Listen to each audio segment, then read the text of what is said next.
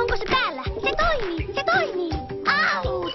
Stacy! Tervetuloa Barbin blogiin! Te kysytte Barbilta ja me vastaamme. Vilkaistaanpa tätä. Rakas Barbie, söpö poika matikan tunnilla ei edes huomaa minua. Mitä tekisin? Yäk! Hyvä vaan. Pojat on ällöjä ja haisevia. Nyt minä, rakas Barbie, mitä eteen kun kaverisi matkii tyyliäsi koko ajan? Laita pikkarit vaatteiden päälle ja katso matkiiko hän. Jos matkii, hei, mahtava kaveri. Ja vielä yksi kysymys. Rakas Barbie, apua. Minua pyydettiin tanssiaisiin, mutta en osaa tanssia. Se on helppoa. Pitää vain antaa mennä.